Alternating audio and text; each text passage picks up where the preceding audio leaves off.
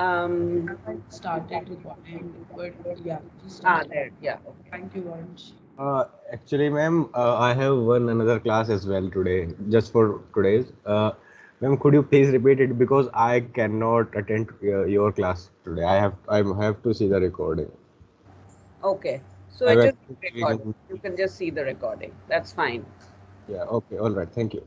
Yeah. So so as I said, the actual so the causal sort of connections have internal contradictions. So if I think about that the causal mechanism in for the capitalist system to work, it means that the capitalist has to continue to invest and the worker has to continue to give labor time in order for surplus to be generated and in order for there to be profits. But the internal contradiction here, according to Karl Marx, is that um, that this relationship will at some point the forces of the means of production will continue to develop, and the means of production here are, let's say, the investment by the capitalists, the advancement in technology, the change in work process, the discovery of new ways of doing things. So all of this will keep advancing, but the relationship between the capitalist and the worker, the means of production and the relations of production. So there is a kind of contradiction between in this relationship, because this will not develop. If it develops, then it becomes a then the capitalist will no longer be able to make the kind of profits it is making, and therefore the system itself will collapse. So, in a sense, what we want to then highlight when we are looking at reality is also these sorts of internal contradictions. A more simpler example, which is there in the reading, is that of the dialectic between birth and life. Uh, which can be, sorry, the dialectic between life and death, where birth and life are seen as the opposite of death. So each day that you live, but you also move one day closer to death. So it's part of the same process, and this is the dialectic in a very similar way that the way in which relations of production and means of production advance. They're part of the same process, but there is a contradiction between the two. So,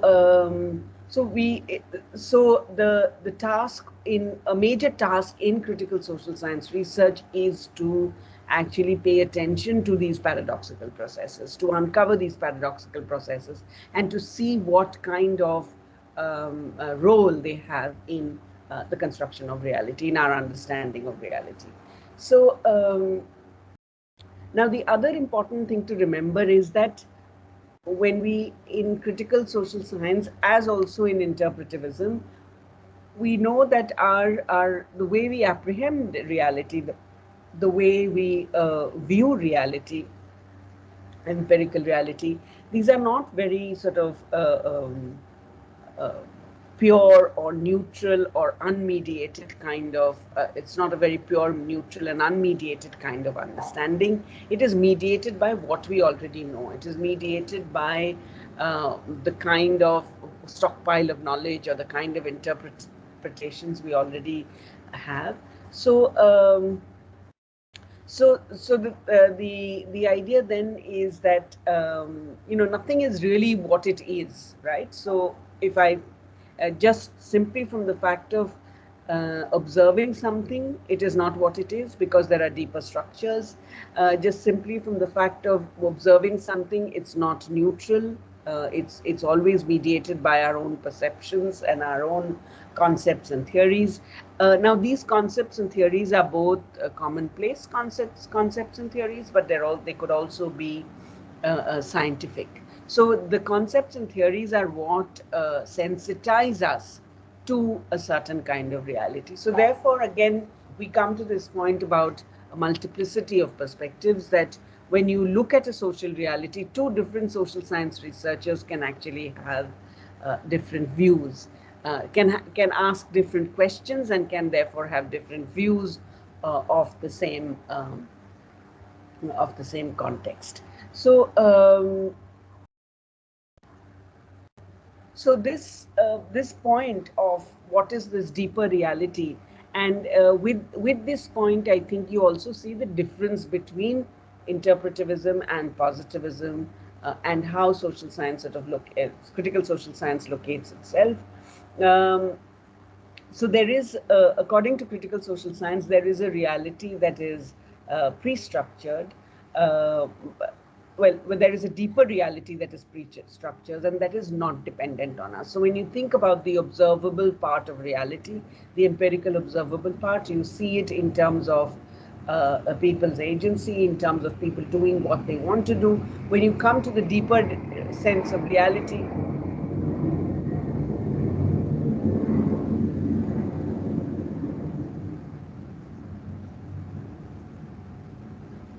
yeah, when you come to the deeper sense of reality, then you understand that this is not something that is invented by those who are in it. So when I think of, let's say, patriarchy as this deeper sense of reality, we know that it is not invented by the people that you are observing. So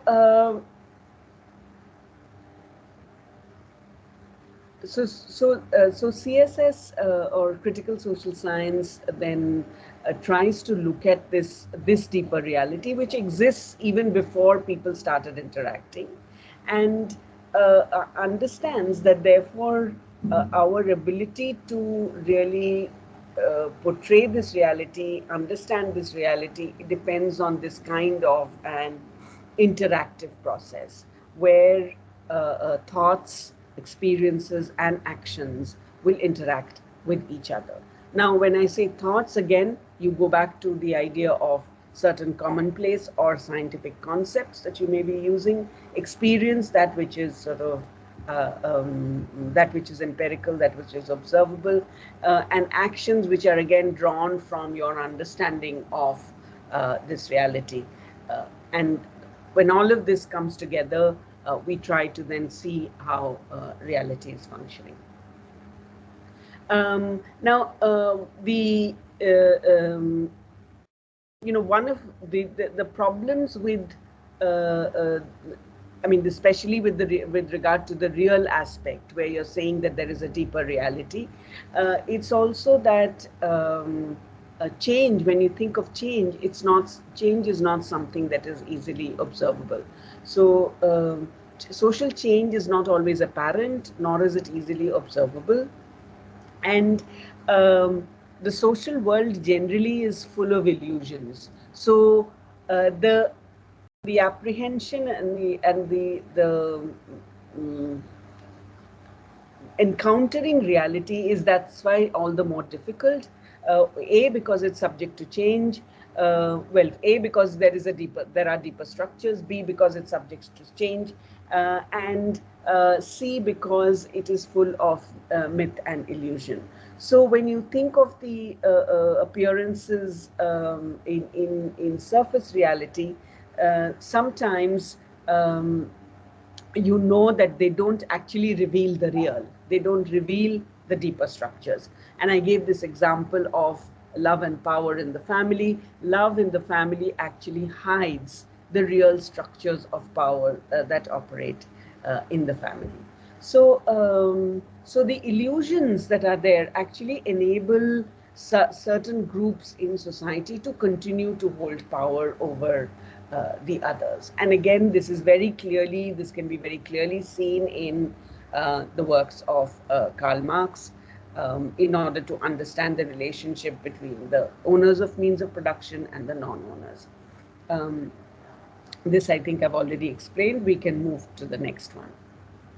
Okay, so what is the basic nature of human beings in critical social science? Again, if you remember, positivist social science looks at human beings as fundamentally rational beings. Interpretive social science looks at human beings as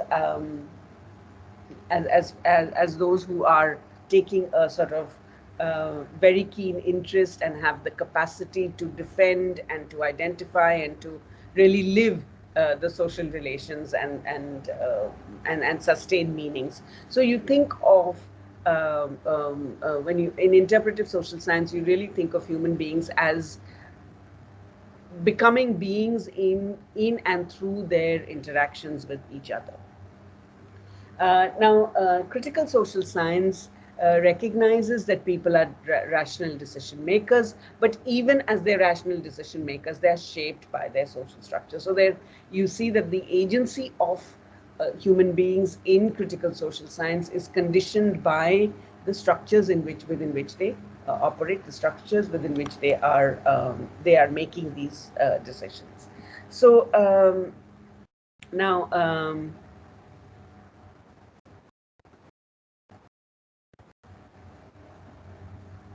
Yeah. Now, at the same time, CSS recognizes, while recognizing that they're rational decision makers, also recognizes that they are creative meaning. So it's drawing on interpretivism because there is a suggestion that human beings will continue to make meaning, they will continue to sort of behave in ways that reflect variations in social structure. So what, I know that their families are patriarchal and there's patriarchy that operates in families, but how as individual members we negotiate this patriarchy will shape the nature of the family.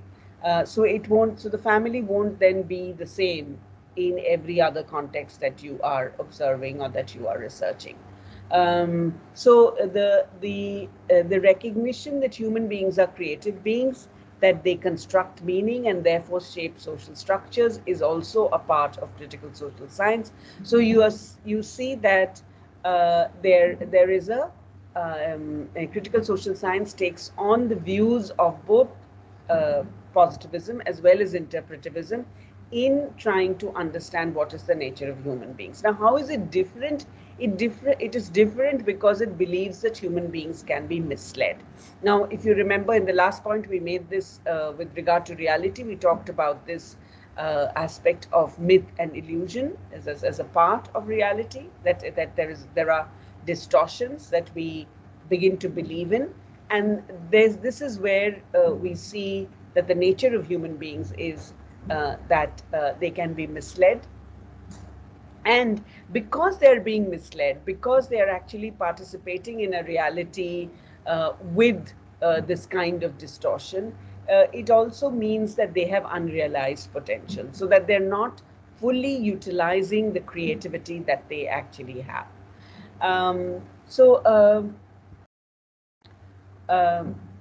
Yeah. So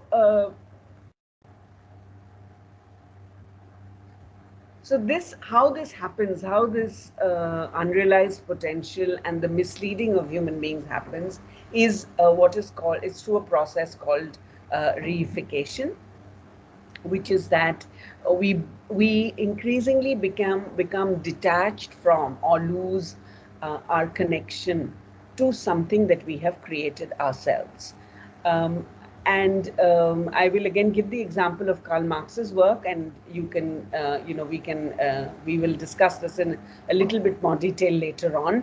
But reification in Marx's work can be seen in the context of the worker who is alienated, and Marx discusses alienation in 4 different ways. But the fundamental and easily relatable way is to the worker being alienated from the product of labor in industrial society. Now, if you remember, we talked about with industrialization, what happened was the creation of mass demand.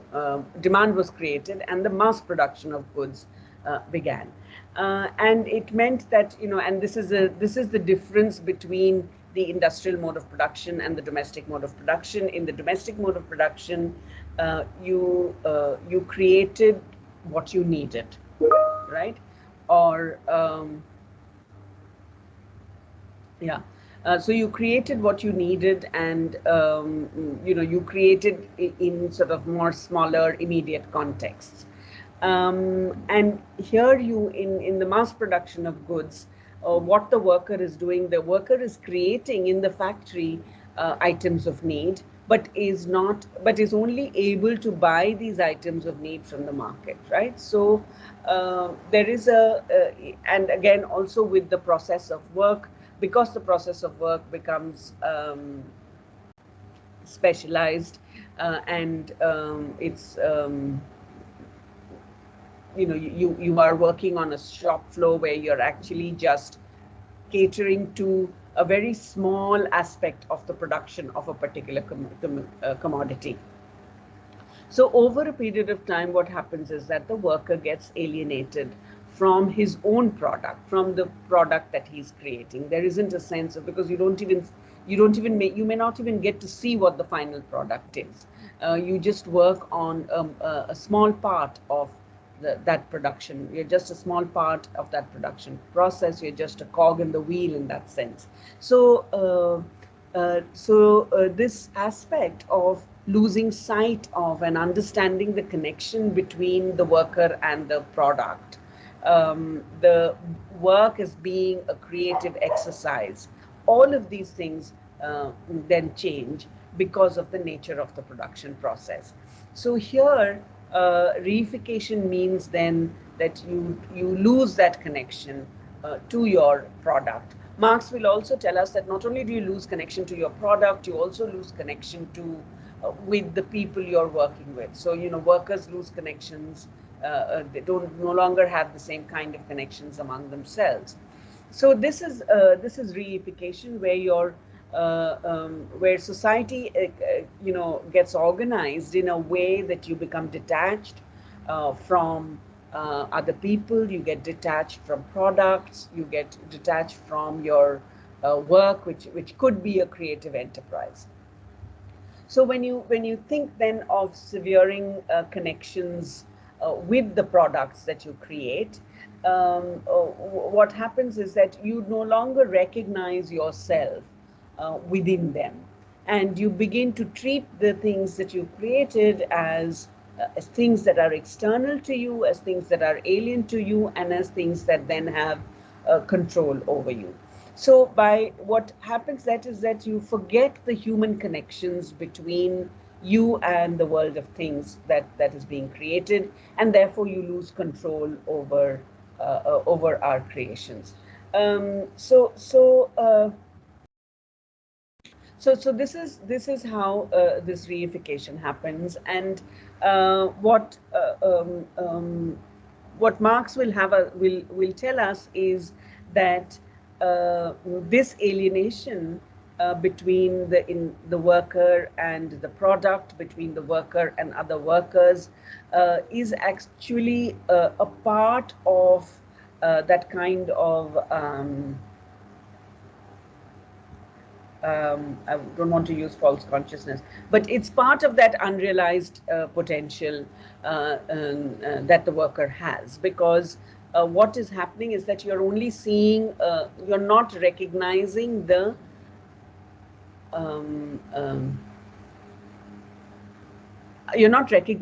discriminatory context. You're not recognizing the unconnected way in which your work life is being organized. So when that happens, that is part of your reality, but that you do not make it a part of your everyday reality. It's not something that you think about. It's not something that you try to change, and therefore that means that there is unrealized potential. Because you could do things differently. You could actually be an agent. You could actually see work as a creative enterprise. But none of that is possible. So Marx will tell us that in order for us to realize our full potential, we actually have to look beyond this surface appearance. Now, when you think of industrialism, of course, and industrialization, of course, there is a wide variety of goods, and it's great. It gives us choice. It enables us to buy whatever we want to, and this is a way by which we actually do not look at the immediate surface appearance. So as long as you're looking at the immediate surface appearance, these contradictions and these problems are not really visible to us. So what then is the nature of human agency from the viewpoint of how the nature of social beings or nature of human beings, we can come to the understanding of agency. And in critical social science, there is a blending of voluntarism, which you draw from interpretive social science, and determinism, where we draw from positivism. So voluntarism in interpretive social science really means that you are an agent, you are in charge of your own social scene, as it were. So it means that individuals who interact with each other, are part of a social situation, are actually, through these interactions, intersubjectively even creating that social situation. And determinism means that you cannot create your social situation. In that reality is something that is out there, and there are already established laws and norms of behavior, and individuals just pick and choose what those norms and behavior, how they will follow those norms. So there is a kind of determinism, which means the structures determine how we will behave. In voluntarism, we say that we make the structures. Now, CSS takes, by blending both these aspects, takes a view of human agency by emphasizing bounded autonomy, or how agency and structure cooperate. So, so bounded autonomy really then brings in some element of doubt with regard to voluntarism and also with regard to determinism. So bounded autonomy suggests that there are, the ideas of agency, choice, and so on are operate within certain boundaries, right? Operate within certain boundaries of culture, on boundaries of availability of information, and that there are certain material and cognitive limits to autonomy. Just give me 1 second.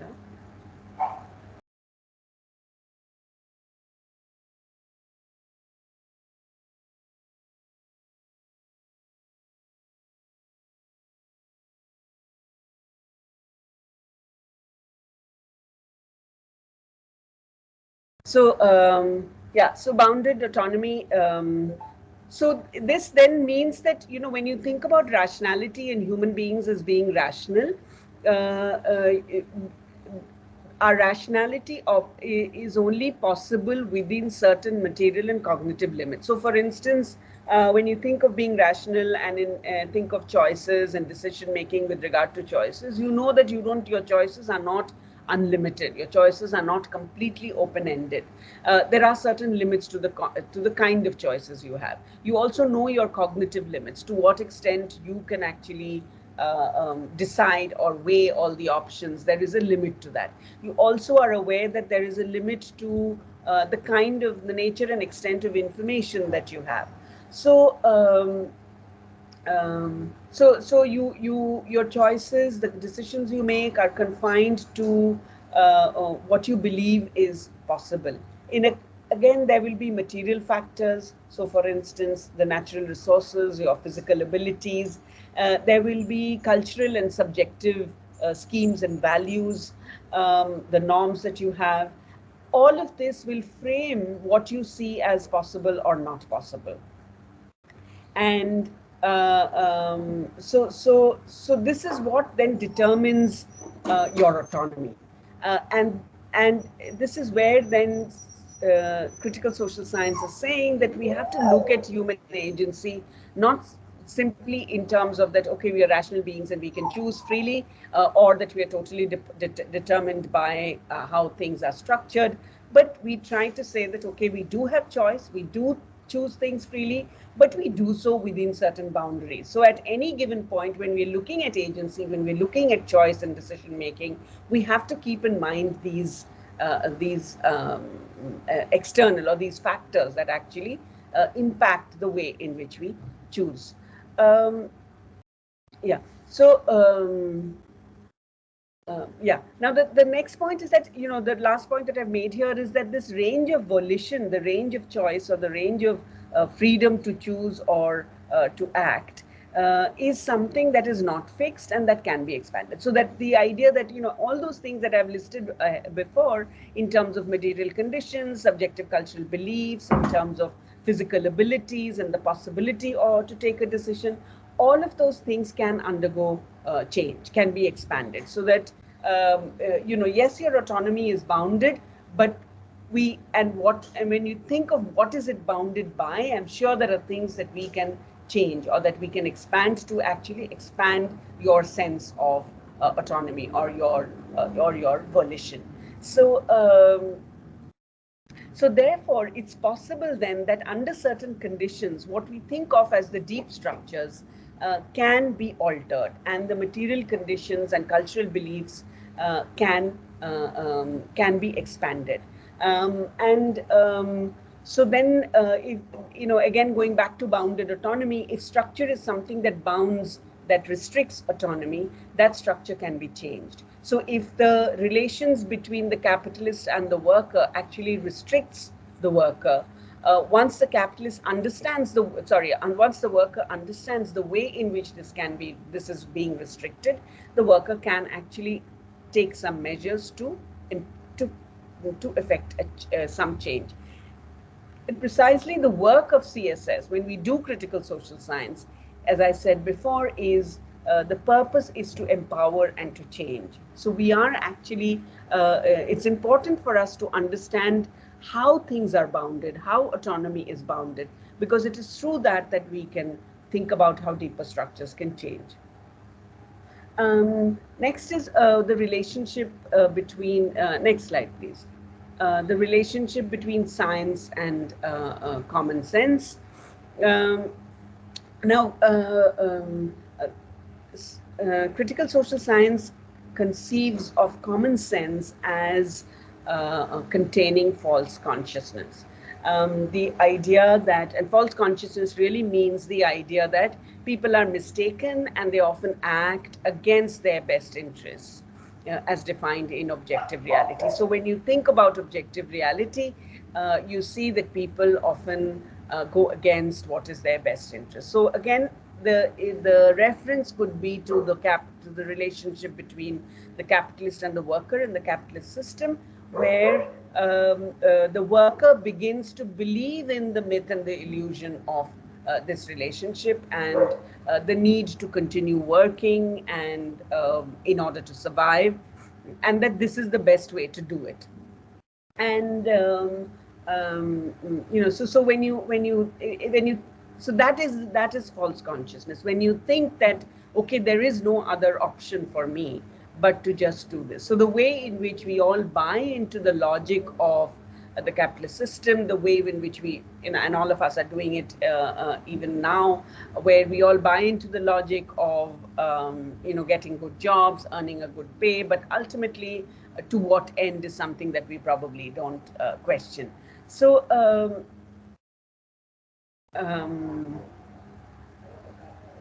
yeah. So then, for critical social science, it's important to think about an objective reality in terms of that which lies behind the myth and the illusion. So if I think of the surface level, it's the myth and the illusion, but what is it that is behind this is important to see.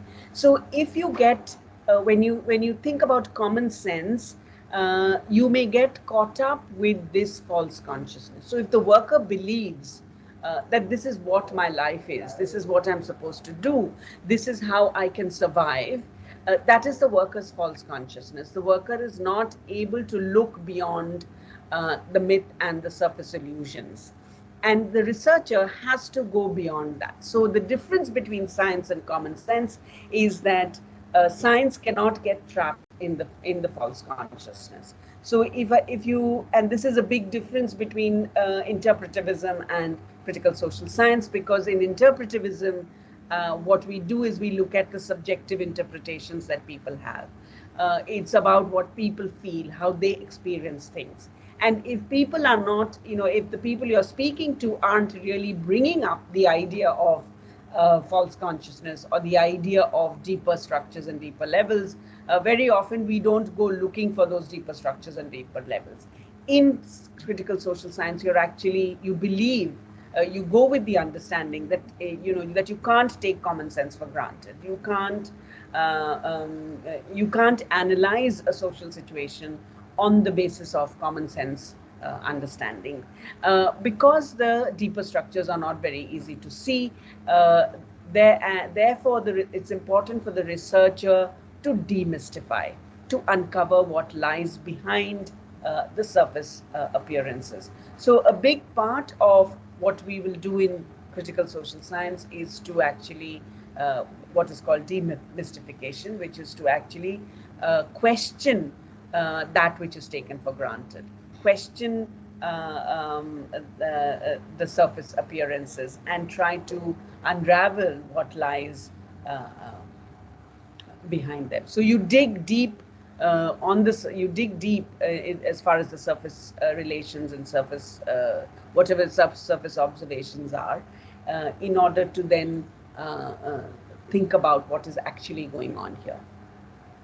So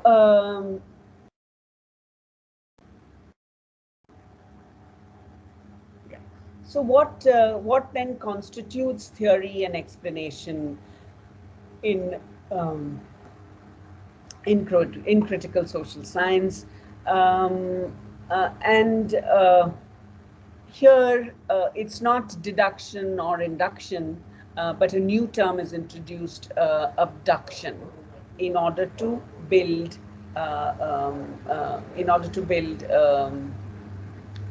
explanation and theory.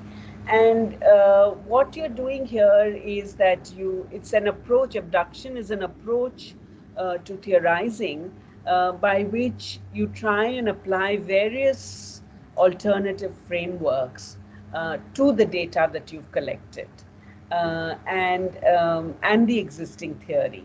And then you try and re-describe each of them and evaluate each of them. So it is sort of like the conjecture and refutation kind of way of going about it, where you try to extend the forms of reasoning that you're using in order to build explanation. So you don't, what you do is you try on a potential rule, and you ask then what might follow from this rule. So you take a what if kind of situation, and you try to build explanation till the sort of till the very last point, as it were. And so you place your data and whatever you have and your observations into these multiple what if situations, and through this you're trying to then understand the data. So abduction then will not produce a single definitive truth. It will what it will try to do is that it will eliminate certain alternatives, because you know that certain alternatives are ridden with power, are characterized by relations of power. Certain alternatives are only about the surface appearances. So it will eliminate certain observations and certain kinds of truth, or certain alternatives to understanding the truth, in order to advance a deeper understanding. Now this is a kind of, what is interesting is that abduction is a kind of process that it's a creative process that we are all in some way or the other engaged in.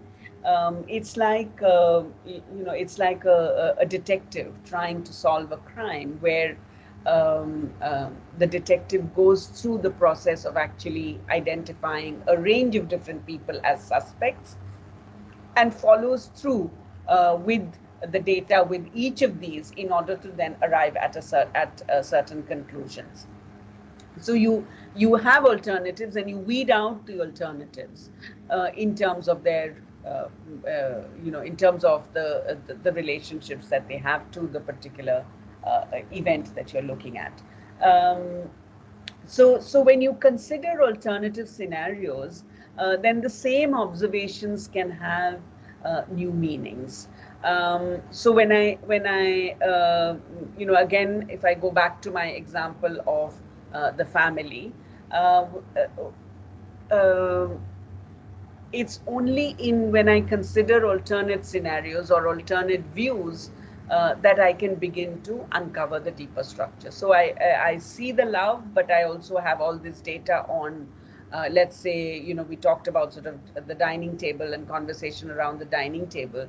Even if I look at that bit as data, I can see that things like who's doing most of the work of serving the food, who's sitting next to who's doing most of the talking, what is the nature of the conversation, who dictates it. So I can ask several questions off that data in order to then try and think of this data from different perspectives, and through that uncover the relations of power that are present in that scenario.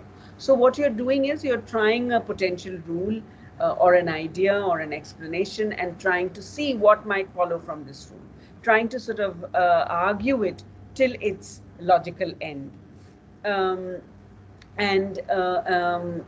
then you can either dispense of that potential rule or idea or explanation, or you could use it as well. So so you may actually then, so you'll definitely end up with more than one sort of idea or explanation in critical social science.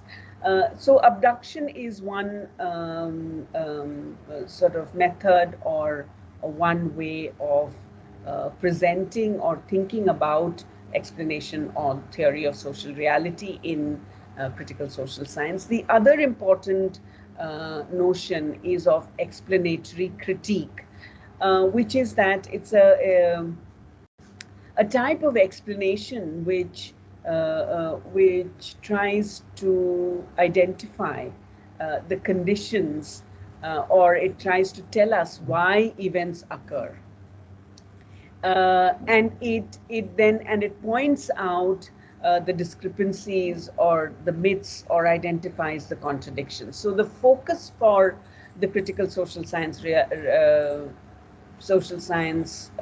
researcher is to try and arrive at this sort of an explanation. So the first part that I said was to arrive at sort of, in that sense, multiple explanations, but also that your explanation is a critique of conditions, is trying to point out the discrepancies or the myths or the paradoxical processes or the contradictions in a particular social situation that you are evaluating, that you are studying. So it's not enough for me to observe and interpret, but I have to be able to, but that in most social contexts, you have what are surface illusions. So explanation in critical social science is about uncovering those contradictions, those myths, and those illusions on the surface. Okay, next slide, please.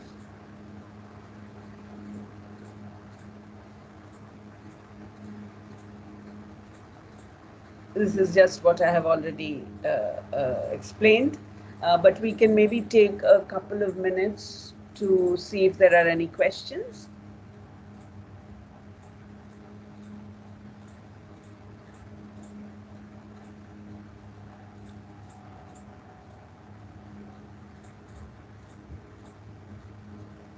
Okay, next slide.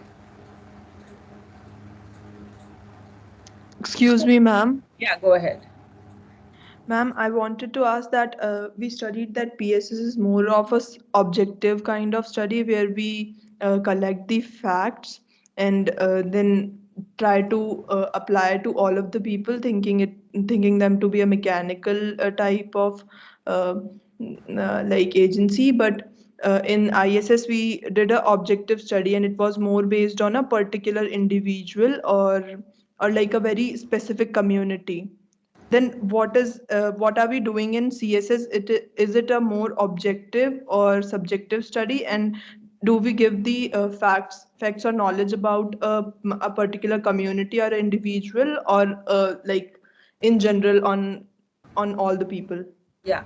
So both communities and individuals are important in interpretivism as well as in critical social science.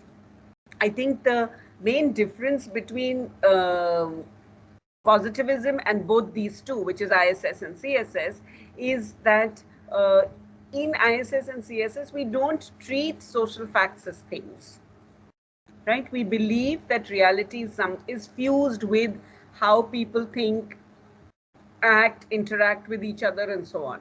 The difference in critical social science, again, is that yes, we are looking at both individuals and communities, but we believe in critical social science, we understand that what we see in individuals and communities is not what is real.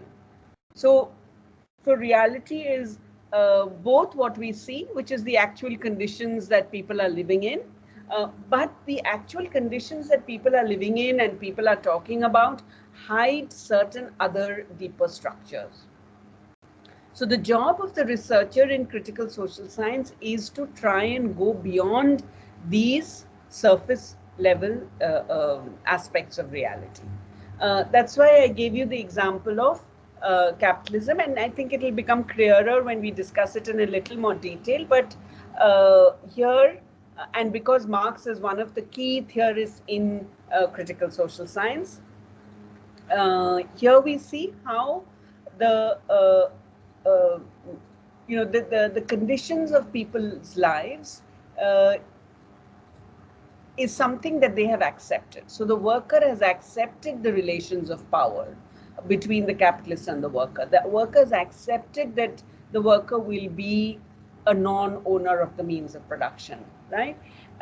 And it is this acceptance that critical social science tries to question, that it must question. So when I think of reality, what is the reality that I'm studying? I'm studying how people engage with each other and how people make the reality, just like I do in interpretive social science. But I'm also saying that what people are doing is also that they're hiding something, that our actions actually hide the deeper structures. The love that we show for the men in our family actually hides the deeper structures of the power they have over our lives, right? So this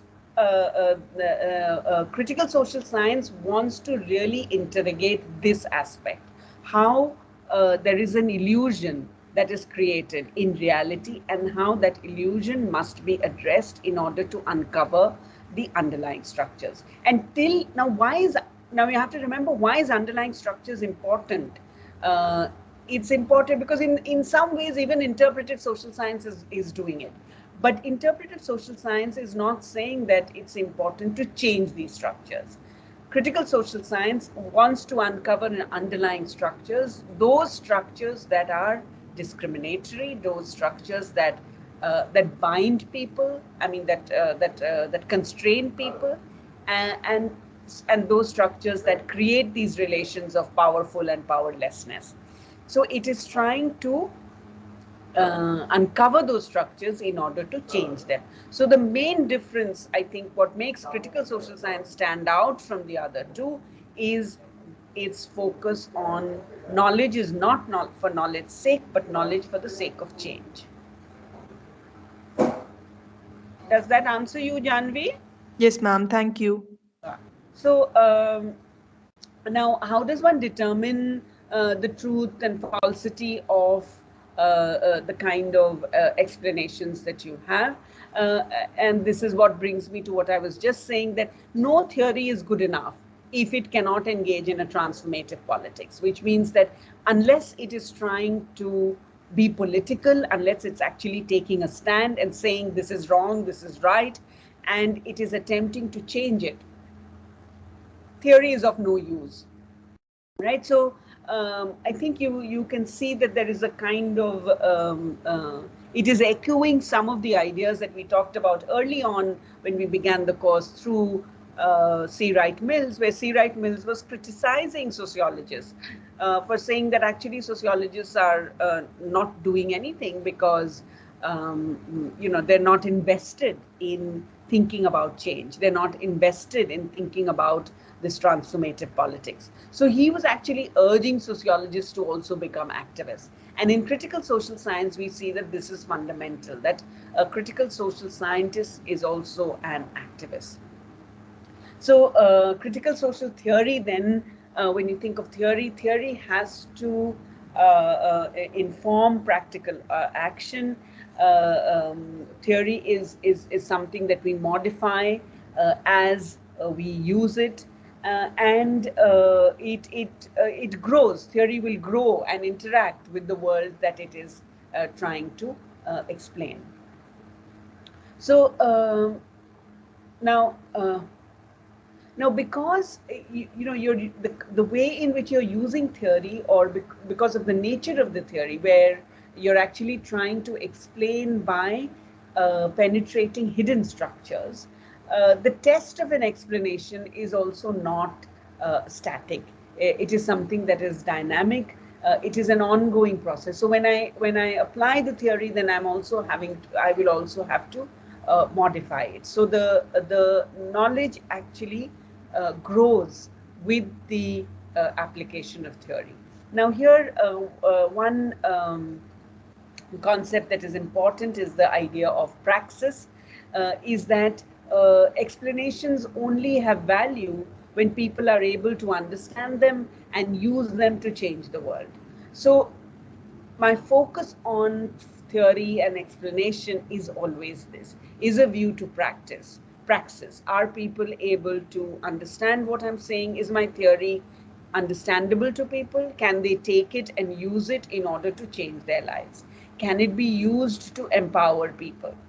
This is the test of theory and explanation in critical social science research.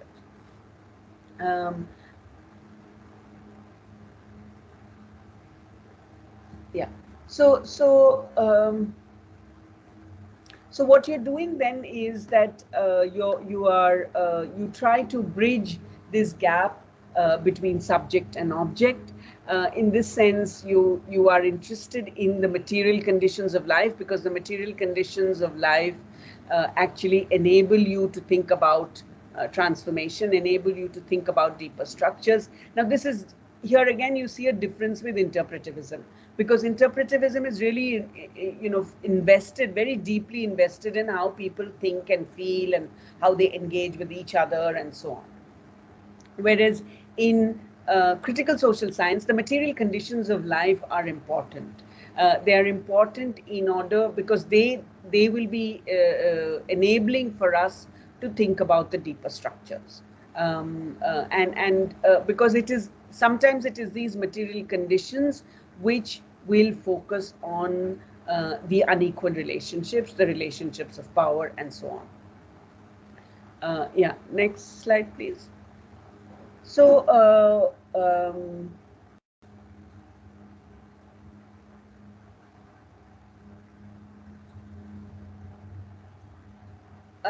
yeah. So, what is the relevance then of critical social science, or using social scientific knowledge with this kind of a perspective? It is that you have what is called a reflexive dialectic orientation, and critical social science will blend aspects of the practical orientations. We'll also try to resolve this duality between empirical reality and the inner subjective reality that is emphasized in ISS, and it offers what is called a third way. Now, this third way, which is reflexive dialectical orientation, is not really, you cannot really see it as a kind of coming together of positivism and interpretivism, or as a compromise between the two. What is happening here is that there is a blending of the subjective and objective types of knowledge or aspects of knowledge. I think I told you just now that the material conditions are important for CSS, for critical social science. So we do focus very heavily on this objective aspect, on the material conditions. So again, if I look at the relationship between capitalist and worker, what points me to the discriminatory, or what points me to the inequality, to the gross inequality, is the material condition of the worker's life in relation to the material condition of the capitalist life, right? So you see where the profits are going and how the profits are organized. And this is what makes clear the distortion in the reality of the worker, or the distortion in the way the worker will present the worker's subjective reality. So here what I'm doing is I'm blending the subjective realities, and when I blend the subjective reality with the objective aspects of material conditions, I get a new insight. The new insight is of this inequality, and this inequality which is thriving because of this, because we agree with this distorted picture. So the perspective that the reflexive dialectic orientation is that we don't treat external and internal reality as opposites, but we see them as two sides of a single dynamic whole. And it is through that through seeing how the two sides work together and are woven together and how they impact each other, that we can offer this third way. And through this, then we offer a transformative perspective in applying knowledge, which is that we seek a fundamental change in the existing structures in order to counter this kind of surface level distortion. So to transform really means to change fundamentally the basic structures of organization. And so critical social science is oriented towards this kind of transformation.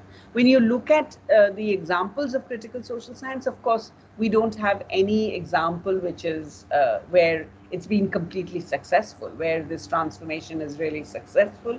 It is something that is ongoing. Next slide, please. Yes, so what is the role of values? Fundamentally, socio-political values are at the heart of what we do in critical social science. That research and understanding is a moral political activity, that you have to take a stand, you have to commit to a value position. So it does not agree either with the idea of value freedom as we see in positivism, or with the idea of relativism as you see in interpretivism. And so there is a sense that this kind of thing of everything works and all ideas are great ideas and all ideas are true and correct. That is not accepted. There are very few correct viewpoints, and others are just wrong or misleading views. Others are just part of that distorted reality. So then it sees the scientific project as in terms of a politics of emancipation, that you can be objective only by participating in this politics of emancipation. You can be objective only by thinking about what is this distortion and what are the kinds of inequalities that are present. So science then cannot be isolated from politics at all. In fact, it is squarely located in the business of science is really a political. It's a political agenda. It's about bringing about some kind of change. Yes. Next slide, please. Ma'am, this is the last. Done. Okay, done. Sorry. So what you're saying then is that if you think then of that you cannot conduct research by ignoring the moral questions. Because when you do that, you're doing research to maybe to satisfy somebody else. So you could be satisfying a sponsor, you could be satisfying the powers that be. So research cannot be sponsored research. In order for us to really ask the difficult questions, it's something that we have to begin to we have to participate in this politics of emancipation. We have to agree that science is politics. And when you think of science, for instance, science can also be seen as a tool or as an instrument that people can use in order to further these relations of power, right? In order to consolidate relations of power. So if I think of what was happening with Nazi scientists, several sort of experiments were being carried out in order to just follow orders and to just sort of go with a certain view of reality, go with a certain idea of reality. So that is also that is also science. But what critical social science will tell you, that when you commit to a value position, that's not the kind of science that we can be doing. So when you commit to a value position, you realize what is it that will have an emancipatory nature, and you realize which are the viewpoints that are misleading, and you're not on the side of the misleading viewpoints. So values then are central to what we do in critical social research. All right, any questions? So I think, yes, go ahead. Ma'am, once you told that you did a study on prisoners, then what was the approach you took? Like, was it PSS or ISS? I think it was a combination of ISS and CSS, because in a sense, I mean, if you want, okay, first let me just say that, when we do research, I think what we, one of the things that we do, and here I'm giving you the approaches in sort of, I'm putting them in clear boxes, and I'm giving them to you, right? So you're learning about them, and this is how we also learned about them in the early years of learning sociology. As we go ahead, we know that theory building and explanation is always a combination of different kinds of things. So if I think about my own research, and if I had to put it in certain boxes, I would put it in these two boxes of ISS and CSS. For two reasons. One, because fundamentally what I was interested in is trying to understand the subjective world of the prisoner. But the very fact that I wanted to understand the world of the prisoner meant that I was taking a value position, which is that I said that there is something which is deeply unequal, there is something which is deeply problematic that is going on in prisons, and we need to think of it from the perspective of the prisoner. Now, why did I say from the perspective of the prisoner? Because everything that I found in my discipline on prisoners was written from an administrative, managerial kind of point of view, where they said, okay, these are the problems in prisons, and how do we solve these problems? Nobody had asked, what of the prisoner? What does the prisoner see as a problem, right? Because obviously, if you've committed a violent crime, there is a sense that you no longer have a say in, of course, no longer have a say in how you want to build society, how you see society. So for me, it was important then to think about the world of the prisoner from the perspective, the world of the prison from the perspective of the prisoner. So I think what I was doing was both. One, I was trying to think about how the prison is an interactive space. It is not completely determined by those in power, those who have the authority to decide what is going to happen there. And second, that I was committing to this value position of bringing to light the prisoner's point of view, right? You have very well-known sociologists who worked on who wrote or theoretically wrote on the prison, called Irving Goffman. And one of the things he says is that in any situation, no matter how constraining, we always reserve a part of ourselves. And so he had these instances. So, for instance, he would say there is an instance in his book where he talks about how the prisoner who is isolated, who is in solitary confinement, where the prisoner has nothing, right? That, you know, how does a prisoner who is in solitary confinement resist? Or how does a prisoner resist solitary confinement? You can't do anything. You're just in this hole. You don't have your clothes. You have nothing, and you're just in this cell. So there are the instances he cites is when prisoners have nothing, they would use their shit and their bodily fluids to actually attack the guards. Right? So you see that even when a person is pushed to the wall with absolutely nothing, the person figures out that there is something that I can do in this situation. So I think that's a very, very telling, it was a very, very telling moment for me to think about how prisoners act. But it's also important, and Goffman is using this not simply to talk about prisons, but also to understand people's behaviors in different interactional contexts. How do we engage with each other? And I think that's one of the rules, that we engage with each other, but we always reveal only a part of ourselves. We never reveal ourselves fully. And there are several examples where you can see this happening. For instance, there are films where I can't remember the name of this film, but where a person who is passed, who is dead, is now being discovered by somebody. Like, I think there's one where the mother's discovering the son after his death, and trying to piece things together to really understand who the son was. So things like that, and I think that it really points to this idea that you never fully reveal yourself. That there are and that's not necessarily intentional.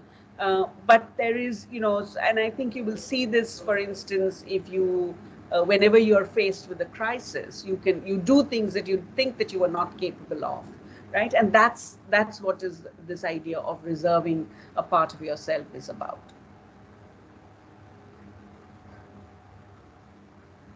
Any other questions? So, I think this week we will not have any tutorials, but I hope you're reading your text that, for the minor. And if you want to clarify anything, let's, you can just send a message and we will be there we can do this during the tutorial period. So, we won't be there anyway. We will be there if you text us and you fix it with us. But let's fix it for 1 o'clock on these 4 days. Any of the days, if you want us to be there, we will be there. So either send a text message or an email or whatever, and then we can organize it.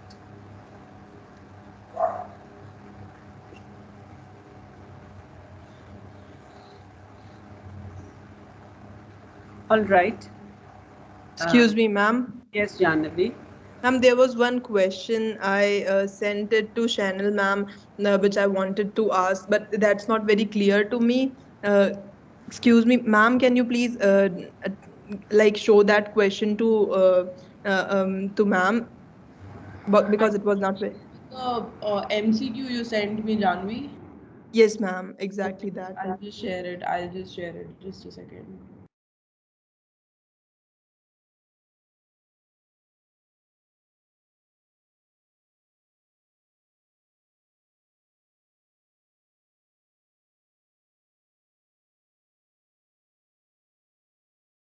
Janvi, if you could share it, because I have a lot of unsaved chats here. It's difficult to find your name in them. Could just look into, but as far as I remember your question, so Janvi's question was about So from a sociological lens, she wanted to, the question was saying, how do you understand unemployment and the factors linked to it, like economic crisis, let's just say the pandemic, the gender, and that leads to unemployment. So is this approach taking an inductive approach, ideographic, nomothetic, or postulate theory approach? So this is the MCQ she sent me, and it's also said it could be all of the above. So I just told her that as from what sense I made of it, I thought it is the postulate of adequacy, and I was just trying to understand. Yeah, so I told her that I'll get back to her. So I it could also be normothetic, like Janvi said, and but then again, it's a little confusing. So if you could reflect on that. But can you share the question, because Okay, I'll just type it down. yeah.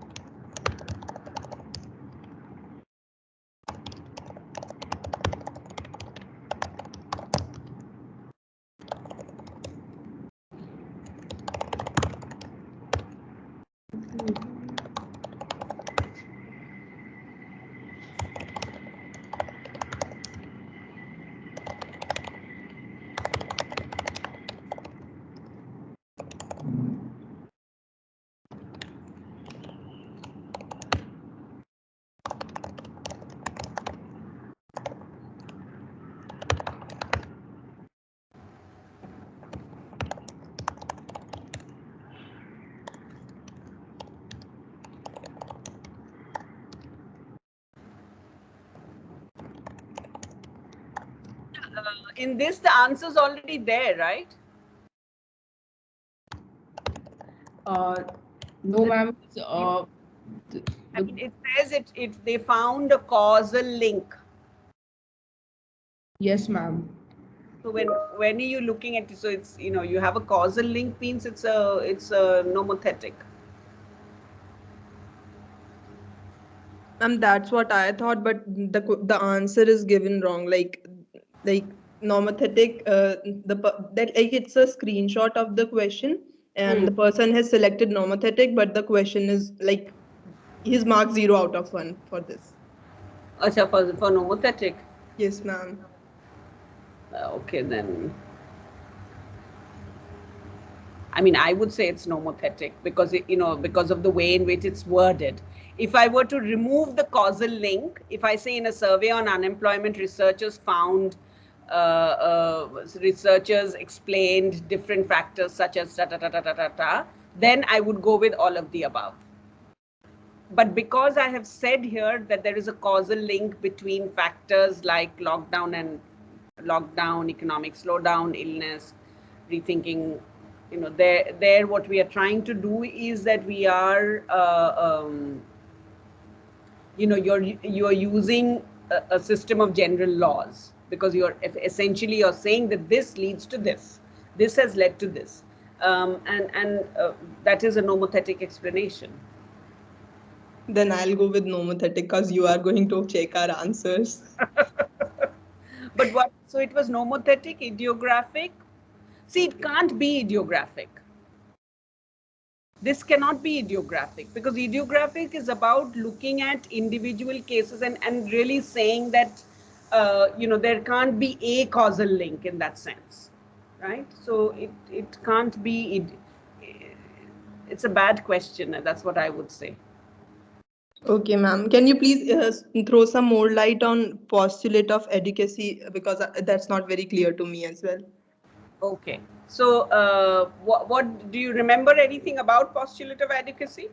Ma'am, it was like how to confirm that the ISS study is like authentic. Then the person on whom the study is done, the person reflects about the study, uh, authenticate that the study was quite Yeah. So wrong.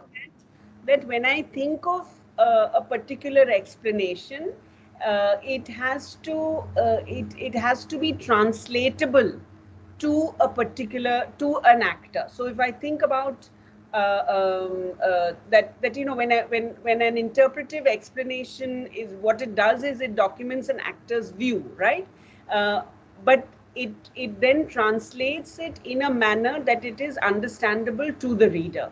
When I do this, this is the postulate of adequacy, that it is something that that if it were to be presented to an individual actor, the individual actor would be able to comprehend it, would be able to understand it in terms of their common sense interpretation of their everyday lives. Yeah. So theory cannot be so far removed from subjective experience that the people who are living that subjective experience do not understand it. That's the idea. So, you know, in a sense, if I look at the theories of demand and supply, or some of the models of economic understanding in economics, I would consider them, many of these, from an interpretive perspective, I would consider them to be far removed. Because one of the things that they're doing is they say, other things being equal, yeah, you control for certain factors. Now, when you do that, that's inexplicable in a real situation, in a situation where I'm trying to understand my own reality. So the idea that therefore if a scientific account of human action is to be presented to an individual actor, it must be understandable to that actor. It cannot be in terms of concepts and theories and ideas which the actor cannot relate to. That's the postulate of adequacy. Okay, ma'am. Now it's clear. Thank you. So in that question that you have, the postulate of adequacy, I mean, it's not even a type of explanation in that sense. I guess it could be, but I don't know.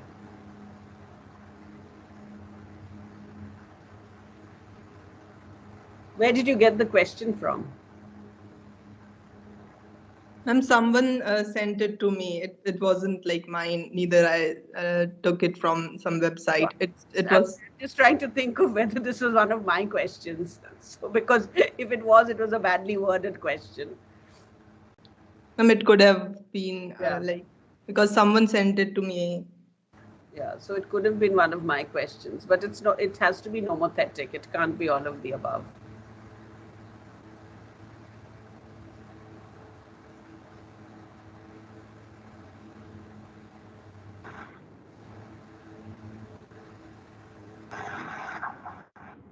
All right.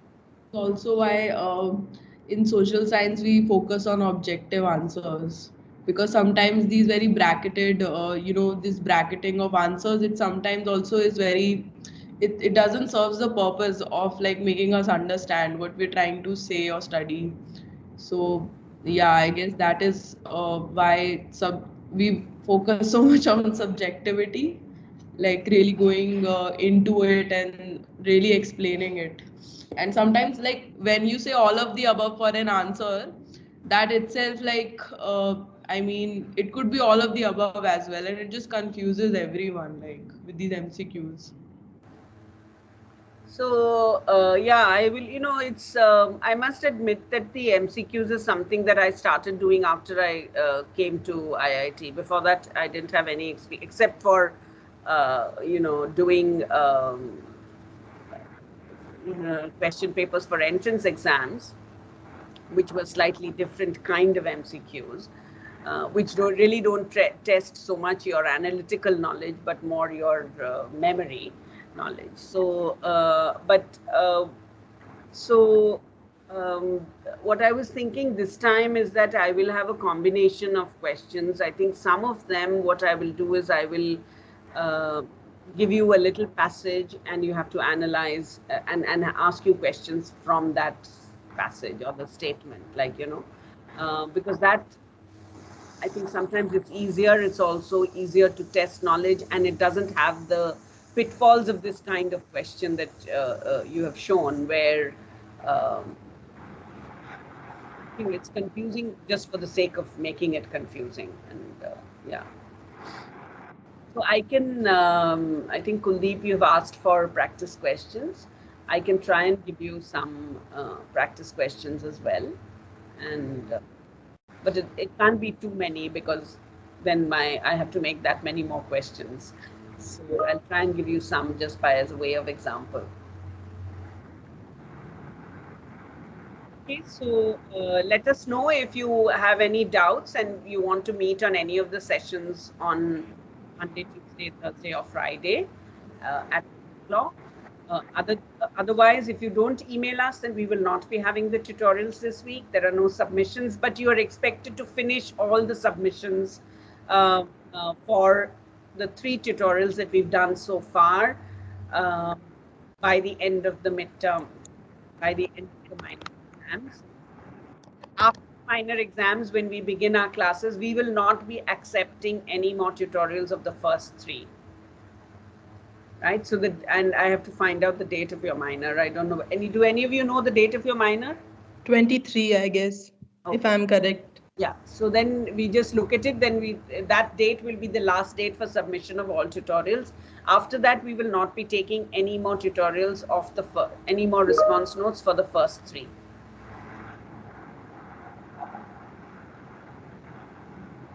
Okay, thank you. We'll see you on Thursday. Thank you. Thank you, ma'am. Thank you.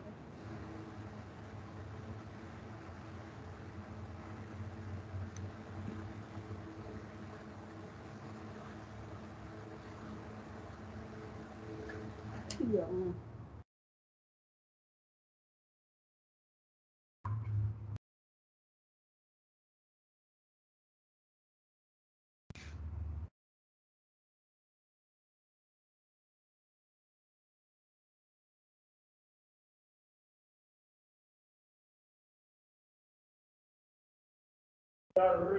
স্টার্টে গরম করতে হবে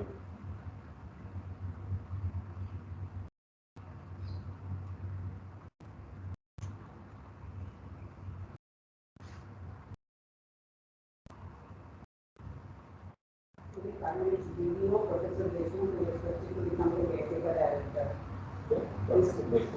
This means that we have to do. Let us also think along these lines and try to negotiate a financial settlement. The current director might do this.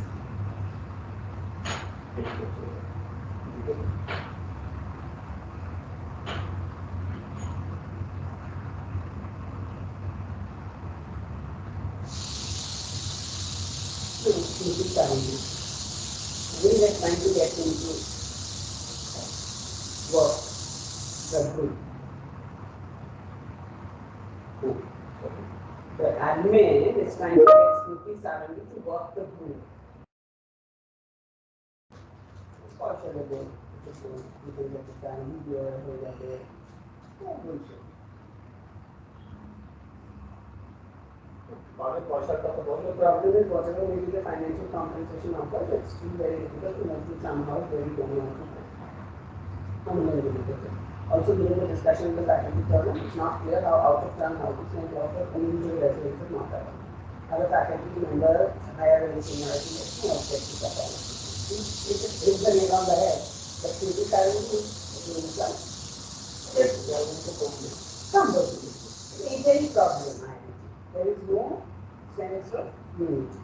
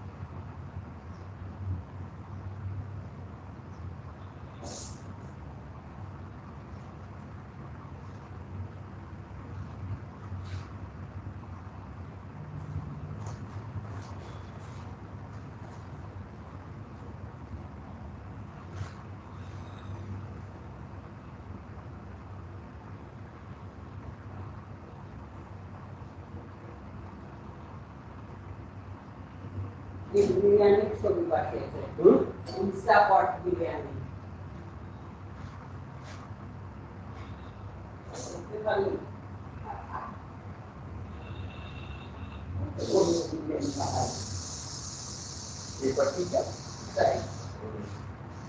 Biryani রাখা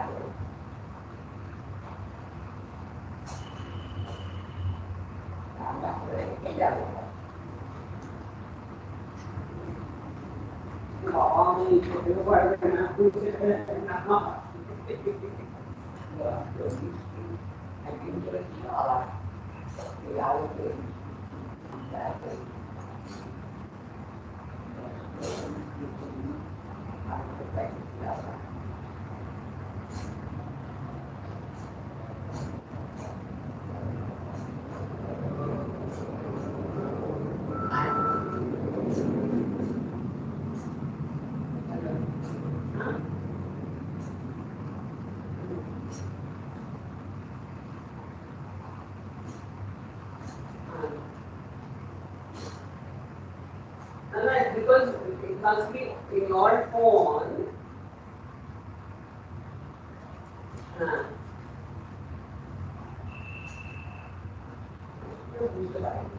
Unintentional. Basically, your phone that will be data for payment and this party.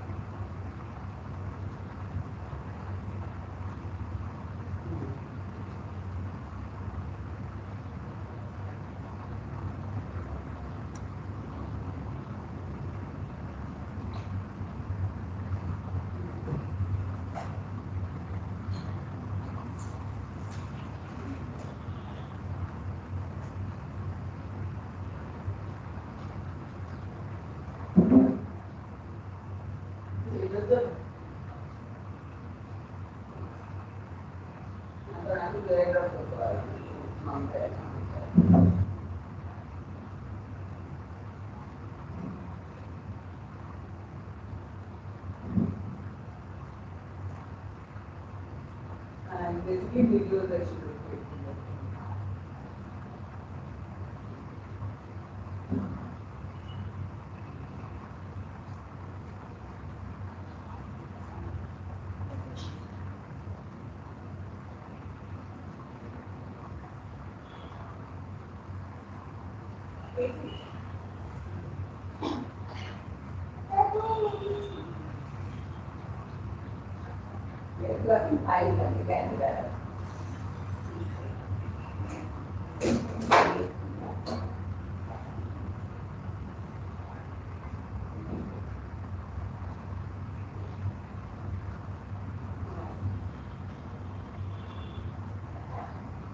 এখন কি 10 minute break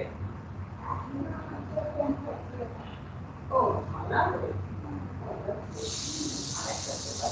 কিরম ছিল question গুলো কি short answer yeah or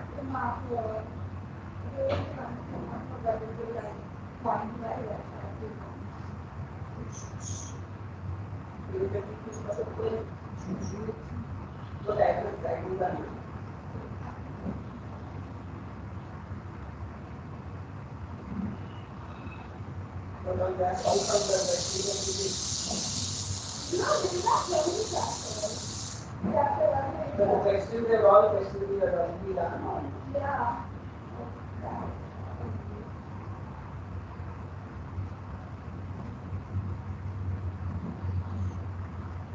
The other one we got.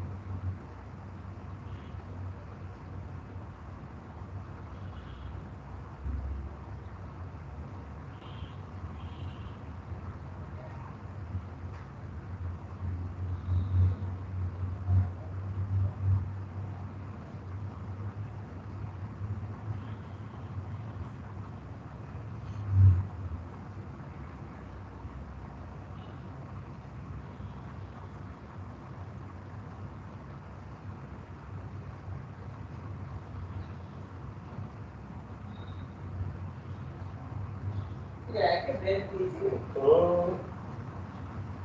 Better आपको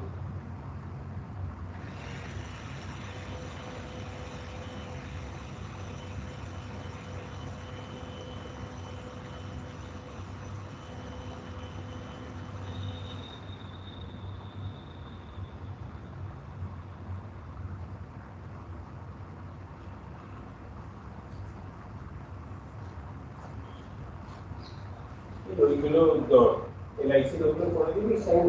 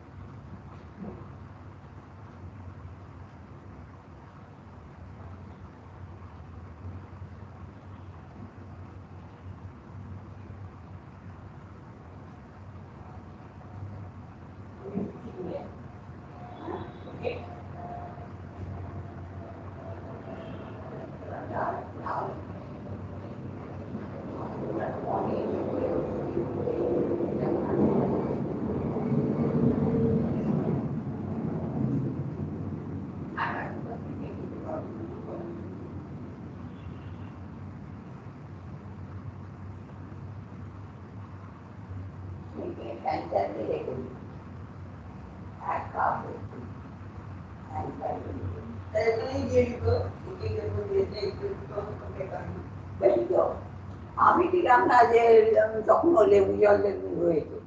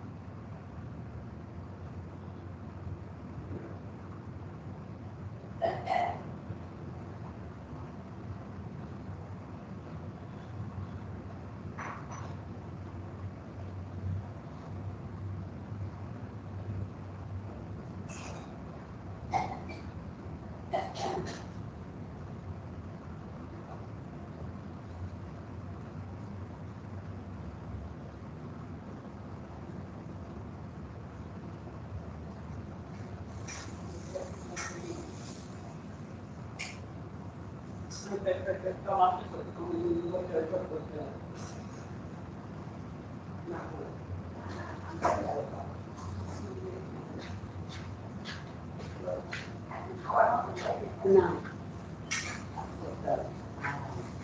রেখেই যাই এসে আবার করে, হ্যাঁ রেখে যাই এসে করে।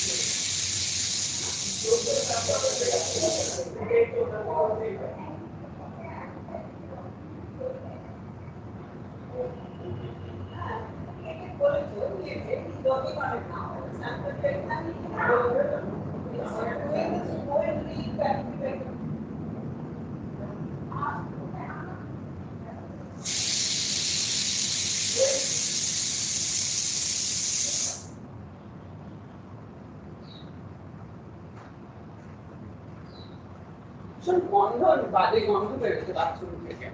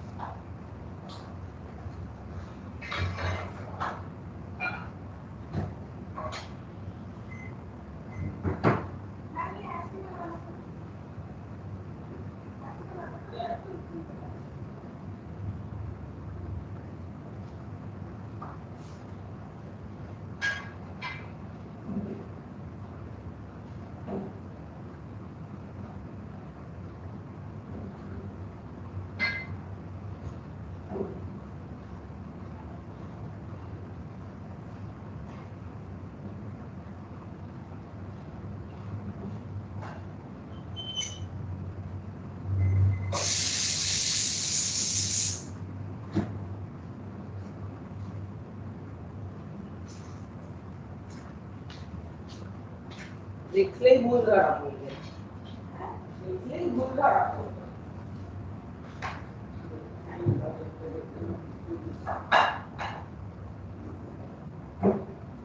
ভ্যাকসিন অ্যান্টিবডি না লিখবে বিআরডি আমি বলেছি ওকে ঠিক করে দেখে লিখবি কি লিখছি বিআরডি ভুল করে ডি ভুল করে অ্যান্টিবডি না লিখে antidote antidote and antibody similar वो लिखते चाहिए antidotes item इस way है ठीक है antidote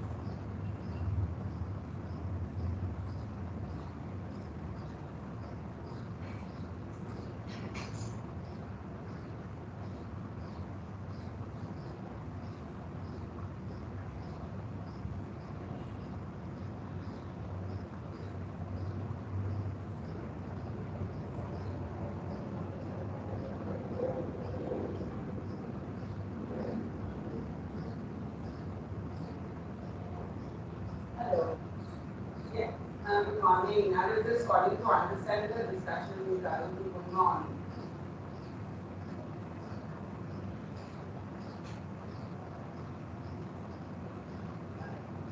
Yeah.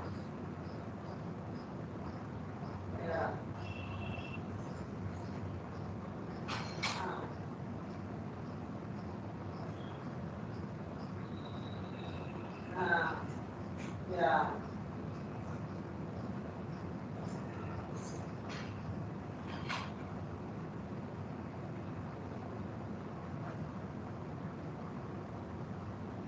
No, but this the director had said it is given to me. And I had written to him because I told you, I wrote to him. He said that since this is since you're having to move at the institute PS, then this payment can be made, from shifting the payment can be made. But when I had gone to meet, when I had called me that person, I had said that, what if we are invested in our houses also? So, what of that investment? Because if you had invested and we did it for a few years and then gone off, then still something, you have whatever, use the benefits of that investment. But just in a year, I have people in the house that I have people, they didn't have the covers on the top and stuff, so which I got it done.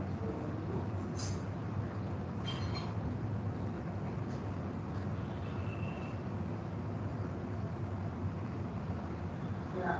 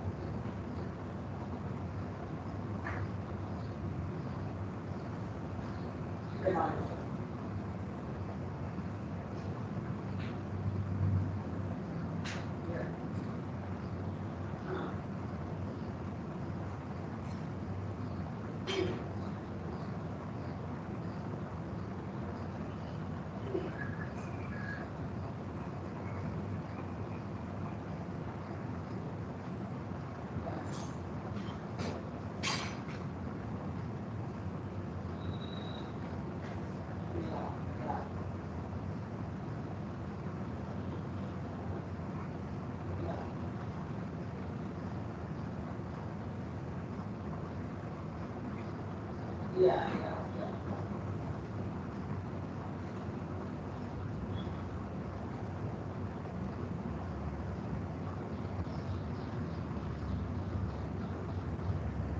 Yeah, because I think you and I, we are sort of at the bottom of the list, basically, yeah.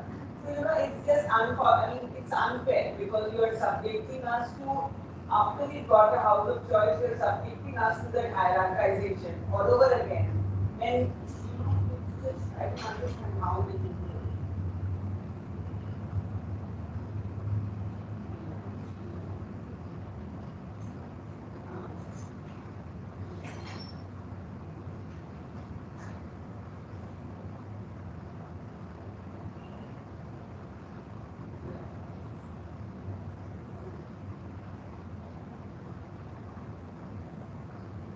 Yeah, yeah, yeah.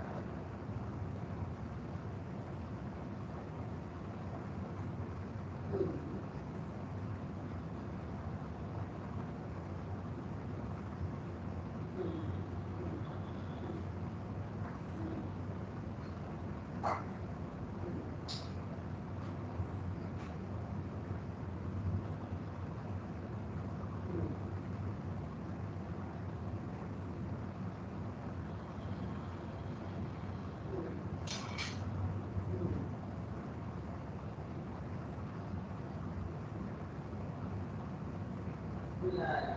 And in any case, how to get it the director take these large decisions? That's also, I think, I was actually questioning why the director, just before leaving, is making all these, taking these big decisions. I mean, he's not supposed to take these decisions.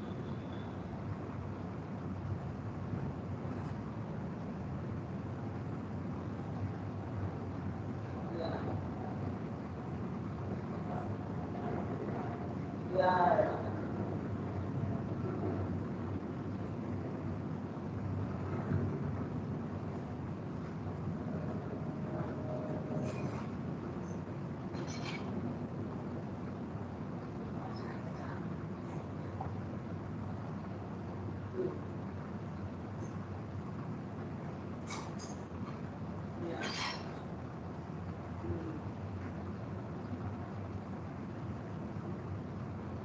Yeah.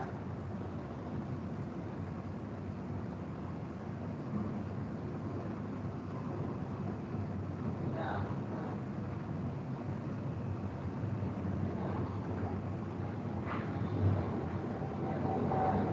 No, I was also feeling that, seeing that discussion, that suddenly you would want to like go and have a meeting, and just after that you would say like, yeah.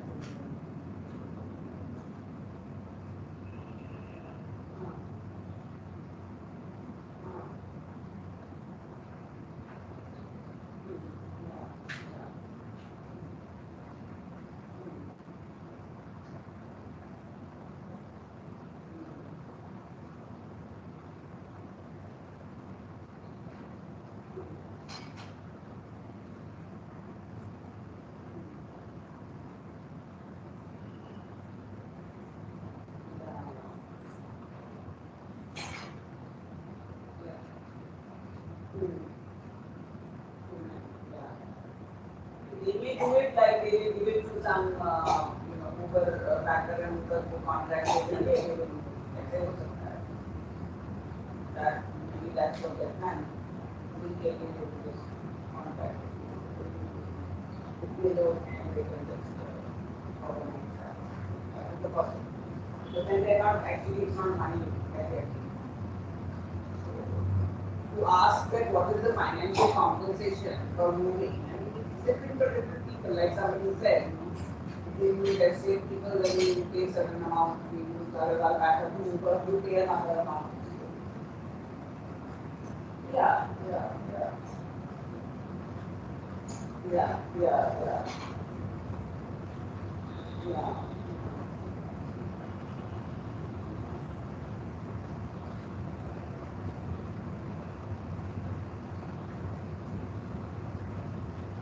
Yeah. Yeah.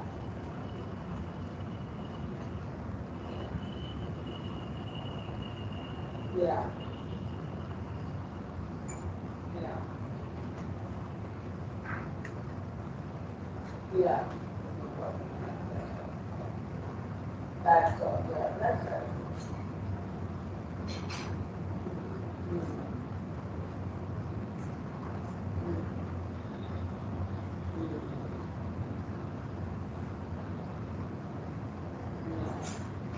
I'm also depending on you. You got this stand because that's my position as well. Yeah. Money, okay, yeah. Yeah.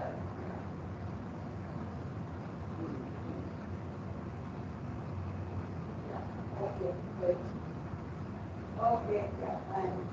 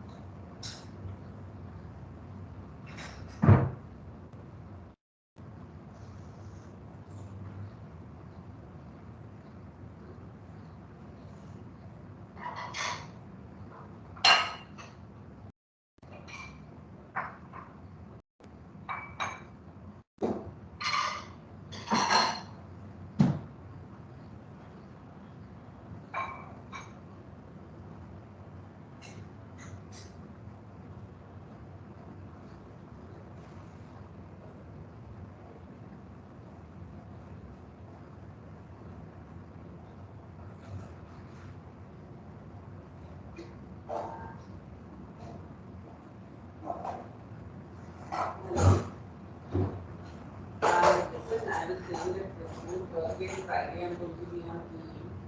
So I thought that for the in preparation for the Friday meeting I'm instructing whatever you can tell me what you can do then I can do.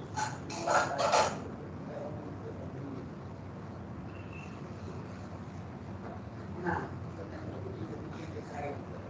I mean, just for the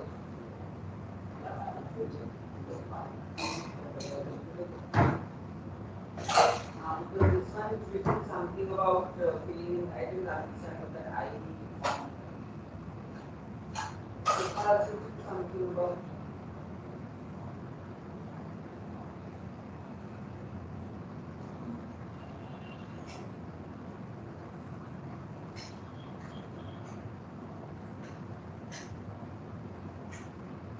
it is in response to what our conversation was.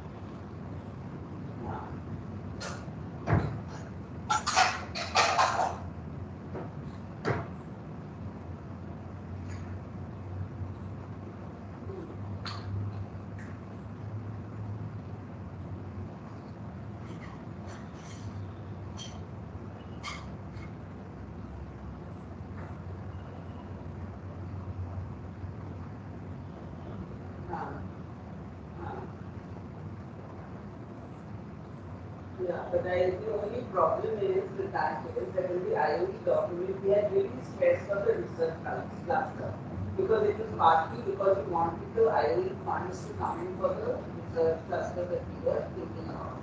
So, but उसमें problem ये है कि वो delay हो जाएगा. You know, I mean, I am of the opinion that we should push the idea of separate departments based on the needs expressed by colleagues of disciplines other than social work.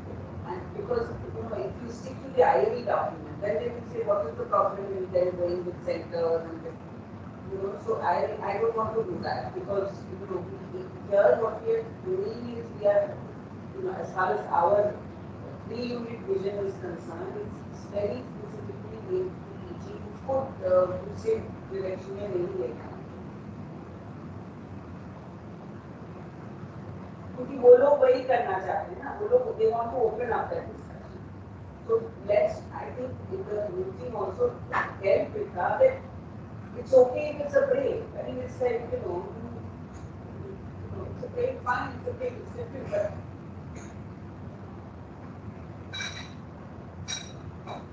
yeah.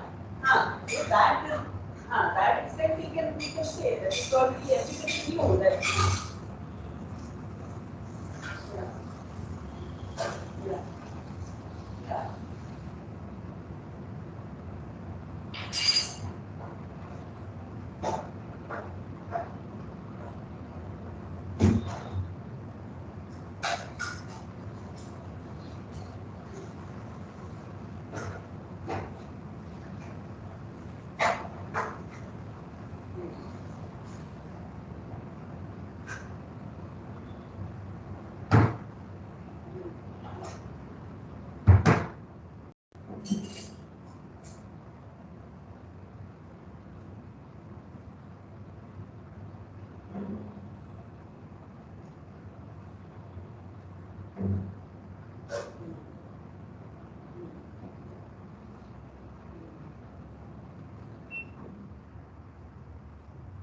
नहीं और इनको ये भी बोलना पड़ेगा that अगर ये organic नहीं था तो आप लोगों को पहले बोलना था.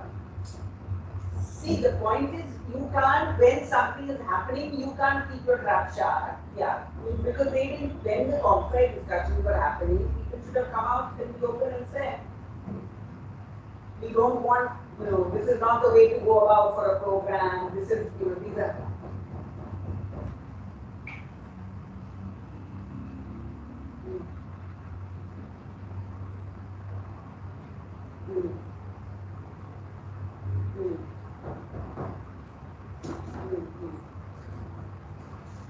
Yeah, no.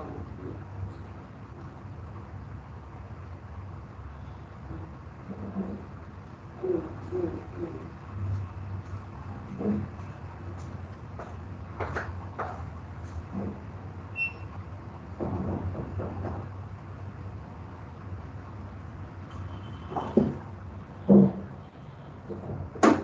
yeah.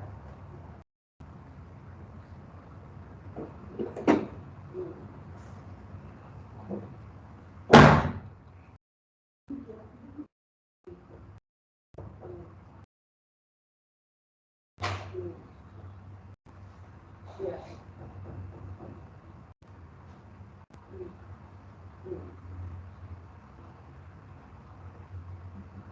Yeah. And that we're not junking the ideas in the IOE. They are still there, but yeah, yeah. But what is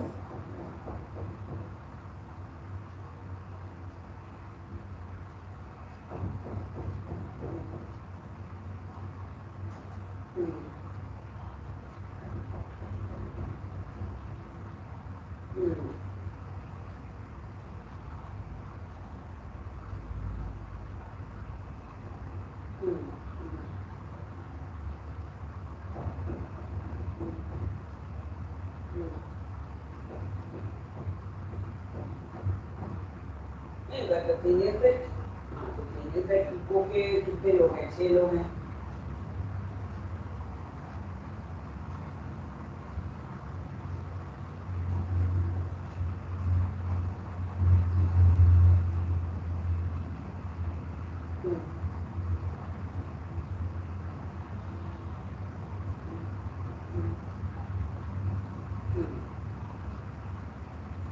but I mean, if it were to come to a vote in the DFE, what would happen?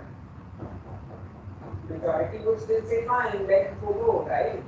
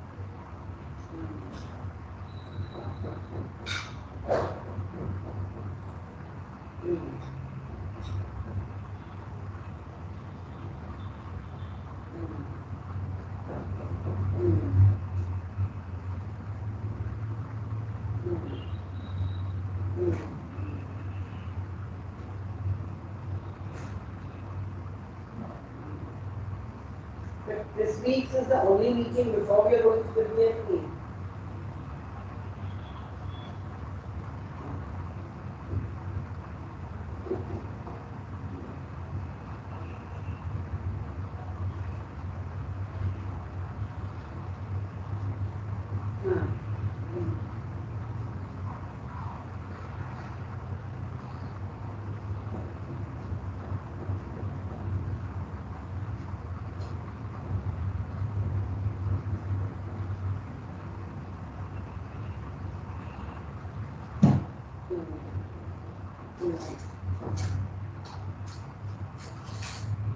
But that's why I think that unless they have their documents worked out, you should not even meet on Friday. Meet करके क्या करोगे?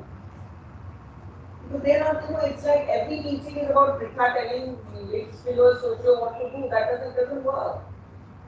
You do this, let them, have clear documents, like let them take the, हमारा HSS2 document, and along those lines develop their own documents, and then we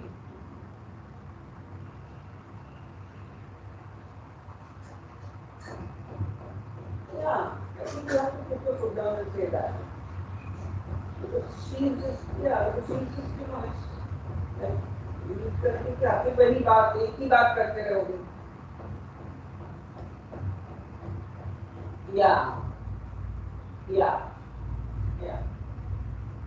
हाँ with the name and everything वो हो जाएगा तभी देंगे that is and the meetings with the groups, with their own groups.